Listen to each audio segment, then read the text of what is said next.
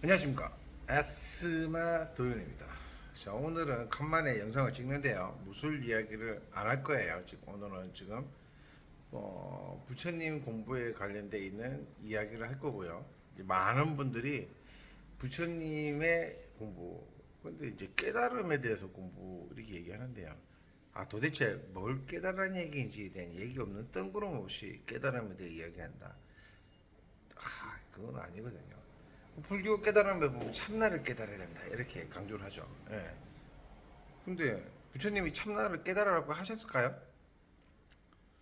제가 볼 때는 귀족들한테는 이 세상에 일종천몽이니까 너희들이 욕심을 부리지 말고, 너희들이 욕심 부리면 세금을 많이 거두고 백성들 중에서 네 욕구를 채우기 위해서 남의 마누라를 훔치고 이런 짓을 하지 말라 하기 위해서 일장충몽이다 이 세상을 이렇게 얘기하는 거고요. 이제 먹고 살기 바쁜 사람들 보고 일전 이 세상 쫄쫄총몽이니까 야, 경제활동 하지 마 하면 그건 한 적이 없어요. 기주가 아닌 분들은 열심히 돈 벌고 행복하게 살아야 하는 거죠.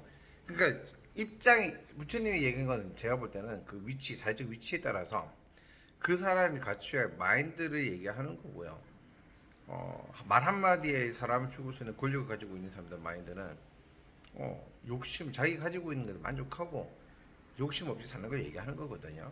그럼 늘 그런 마음을 가지는 거는 이제 하심이고요. 하심 있고 지혜거든요. 어, 내가 잘 되기 위해서는 내 아래 사람들이 잘 돼야 되고요. 진정으로요. 그리고 내가 아래 사람에게 베푼 거에 대해서 누군가에게 이야기하는 거는 그 사람을 다운그레이드 시키기 위해서 자기를 높이는 거기 때문에 그 진정한 하심은 아니에요. 덕을 베풀었지만 그 덕을 베푼 거에 비해서 자기가 이 보상받을 수 있는 영적 에너지는 다운돼요. 그리고 실질적으로 내 몸 자체가요, 그 마음과 연결돼 있다 보니까 그대로 내가 잘못한 거에 대한 어떤 업보는 내 몸으로 다 받게 있어요 요즘에는요. 참나라는 거를 우리가 들어갈 때 이제 윤땡땡님, 옛날에는 정말 이 동양 교양에 대해서 너무나 많은 거를 지식도 정말 많이 하시고요. 박학다식 하신데 배울 점이 정말 많은 분이시거든요. 초창기 때 열심히 들었어요. 근데 이제 제가 거기에 열심히 듣고 탁 찜찜했던 게 하나가 뭐냐면 딱 한 군데예요. 몰라 하면 이 바로 참나 자리 들어간다. 그래서 견성한다고 한 점 찍었다고 얘기하는데 몰라 하면 견성, 그거는 좀 제가 봐도 잘못된 부분인 것 같아요. 왜냐하면 저도 어릴 적에 참나 무아 자리를 한번 경험했다는 것은 이제 뒤늦게 알게 됐는데 참나 자리가 곧 무아 자리고 아트만인데 무분별지잖아요. 왜 무분별지인지에 대한 생각을 해야 되거든요. 분별할 수 없는 지역이다. 왜? 생각과 감각이 없으니까. 우리는요, 생각과 감각을 통해서 뭔가를 알아내요. 근데 그게 아예 사라진 상태는 우리가 그 감각과 없으니까 뭔가를 감각할 수 없으니까 생각할 수가 없겠죠. 그 생각조차도 없어져 버렸어요. 그런 지역이거든요. 그 지역에 들어가 있을 때 우리가 있다는 것을 알아차리는데 들어가면 절대 알아차릴 수가 없어요. 그 자리는 내가 무아에 있다가 알아가는 중간에 경계선, 쉽게 해서 의식이 사라진 상태에서 의식이 이렇게 탁 오는 그 경계선에 있어요. 그때 내가 뭔가 있었던 곳이 있었는데 하고 알아차리는 것이 그게 바로 무아였구나라고 알아차려야 되거든요. 근데 우리가 무아를 들어갔는데 이게 진짜지 아닌지 경험을 안 해나니까 요즘에는 이제 그 부처님의 제자들 중에서는 아라한이 엄청나게 많이 배출됐지만 요즘에는 아예 배출이 안 되죠. 너무 이제 불교 공부를 어렵게 얘기하거든요. 이제 아라한이라는 말은 이제 능력이 있는 거예요. 그러니까 어떤 대상에 집중하지 않고 그냥 들어가는 거거든요. 그 무아 자리예요. 그럼 집중을 하는 것도 누가 꽂아보면 안 아플 때가 있어요. 그러다 보면 이제 그게 어떻게 돼? 집중이 산매라고 착각할 수 있는데 그 산매는 대상을 가지고 집중을 해서 감각이 사라지는 거고요. 그 대상에 대해서 이제 생각하잖아요. 그러니까 생각이 살아있잖아요. 그러니까 이거는 산매가 아니죠. 진짜 산매는요, 생각과 감각이 없어야 되고요. 그 들어갔을 때 칼로 찌르도, 바늘 찌르도 고통이 안 느껴질 때 그때 제대로 이렇게 참나 무아자리 들어갔는데, 그럼 왜 참나 무아를 얘기하냐면요, 그쪽에는요 갔다 오면요 희한하게 몸에 있는 통증이 사라져요 제대로. 저도 그 경험했다니까요. 어릴 때 초등학교 때 수업 시간이었는데 그때 나도 모르게 참는 자리에 들어갔는데 그때 탁 졸다가 탁 일어났는데 존재 알았거든요 저는요. 이 깨어날 때 세상이 또 천천히 흘러가요. 그거는 이제 참나지 간 게 아니에요. 나올 때 참 무아에서 안 나올 때 세상이 천천히 세상을 더 바라보면 더 아름답게 느껴지는 그 순간이 있거든요. 그렇게 하면서 내 몸에 아팠던 부분이 사라지는 경험을 하죠. 그게 참나의 효과가 그런 효과인데 그래서 암 환자들은 뭐병 고치기 위해서 산에 말고 절에 많이 가는 이유가 아마 본능적으로 그 참나 안에 들어가 보려고 하는 건데 제가 암을 안 걸리다 보니까 그 참나에 나와서 암이 난다고 제가 100% 얘기는 못 하겠고요. 그런 부분은요. 하지만 그 부처님이 그 참나 자리에 들어가서 집착을 시킨 게 아니고요. 참나에 들어가서 자기 마음의 병부터 이제 깨끗하게 만들어요. 그래서 탁 나오죠. 그 생각을 잘못하잖아요. 하심이 아니 상성심이 딱 있을 때 참나에 오면 바로 다이렉트 몸에 다시 옛날 같은 스비도로 아파지는 거예요. 근데 내 생각이 바뀌면 그때 에너지 낭비가 없다 보니까 몸은 그 참나의 같은 그대로 유지를 오래 하거든요.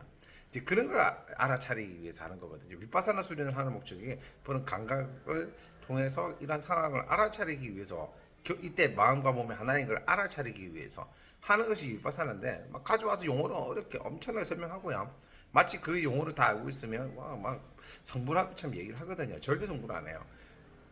진짜 성불은요 늘 하심이에요. 늘 하심. 근데 하심을 하는 척하는 사람들 엄청 많거든요.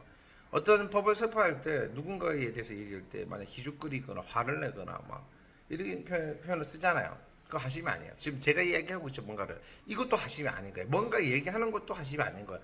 그러니까 자연스럽게 하심이 있는 사람들은 말이 적어지는 거예요. 하심이 없으니까 계속 얘기하는 거겠죠. 부처님도 설할 때 봐요. 때로는 얘기를 하지만 때로는 말을 안 하잖아요. 왜? 상황에 따라서 입 다물고 있는 것이 더 진리를 전달하기에 더 어떻습니까? 명확하기 때문에 그걸 알아차리는 놈들만 알아. 그러니까 부처님도 무조건 다 깨우치는 게 아니고 알아차리는 사람만 알아차리란 얘기예요. 그게 지가 싸운 복이니까요. 누구나 다 어떻게 알아차리게 했어요. 부처님이 뭐 다 교화시켰나요? 그거 아닌데. 자기가 머리를 숙이고 하심에 온 사람들은 이제 배우는 거고요. 이제 그러고 난 다음에 서로 몸이라는 이 몸이라는 하나의 내 육체를 가지고 어떻게 내가 인생을 바르게 살 것이냐 얘기했거든요. 우리 몸이요 12년 주기로 물질에서 다 바뀌어 버려요. 그러면 내 마음과 내가 어떤 음식을 좋아하면 그 음식이 나를 몸을 망가뜨리는 음식인지 모르고 맛있다고 계속 먹으면 어떻게 돼? 12년 12년 안 돼서 병도 나겠죠. 일단은 이제 12년 후에 내 건강한 몸은 바로 12년 전에 내가 먹는 먹거리와 행동과 행위와 말과 생각과 결정되는 거라고요. 윤회라는 거는요, 내 머리의 영혼은요, 정해져 있지만 12년마다 육체가 바뀌잖아요. 그게 윤회잖아요. 다른 게 윤회가 아니고. 나중에 그 확장돼가지고 죽어서 또 윤회 되겠죠. 라고 이제 유추를 할 수 있겠죠. 제가 부처님 아니다 보니까 후생도 본 적이 없고 전생도 본 적이 없지만 그러한 느낌은 드러나요. 논리에 의해서. 논리적 오류가 있을 수도 있고요. 내가 말하는 모든 게 진리가 아니니까.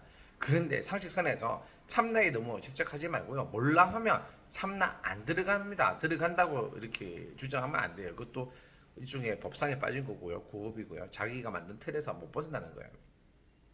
그 참나는 몰라 하면 바로 들어갈 곳이 아니에요. 뭐 바로 들어가요. 몰라 하는 순간 생각과 감각이 바로 없어지잖아요. 자, 몰라 해보세요. 칼로 찔러봐요. 감각이 사라지는 거. 그런 식으로 이제 불교 공부를 잘못하면 안 돼요. 이게 아트만이 된 공부는 그렇게 하면 안 돼요.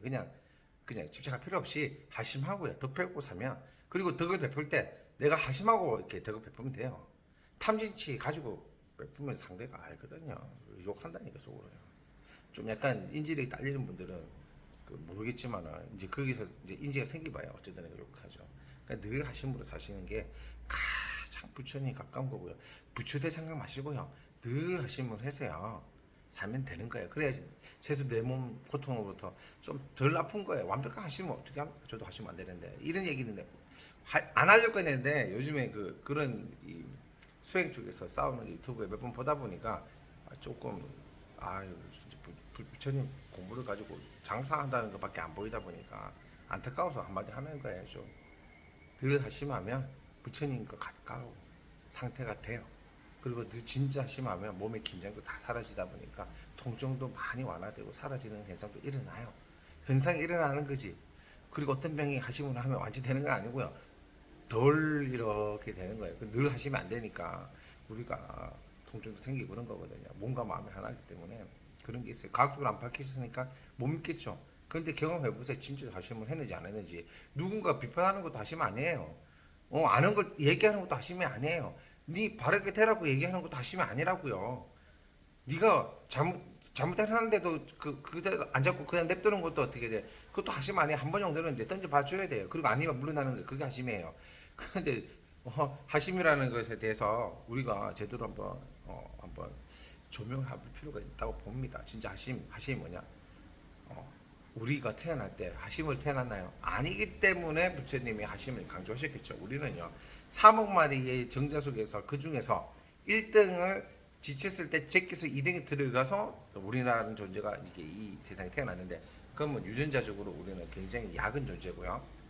이 수정란이라는 이 엄청난 생명의 보고에 상향해서 가기 위한 상승심이 이미 우리한테는 엄청난 상승심을 가진 상태에서 하심의 왕창 부족한 상태에서 태어난 거예요.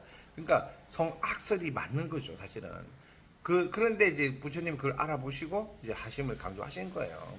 돈을 벌도록 하심을 가지고 돈을 벌어야죠. 남석이 있다고 내가 머리 있다고 상대 디비면 안 되는 거죠. 하여튼 하심이 어렵습니다. 저도 안 되긴데 감이 안 되는 제가 이런 얘기를 해서 솔직히 말해서 좀 미안한 마음이 있습니다. 내가 완벽하게 아는 거에 대해서는 무술 외삼합 신법에 대해서는 일단 제가 제일 잘 아니까 제가 이렇게 뻔뻔하게 이제 그렇게 얘기한 거고요. 이 불교 공부는요. 아유 이게 너무나 이게 어려운 공부다 보니까 이런 얘기 한다는 그 자체가 부끄럽습니다. 하여튼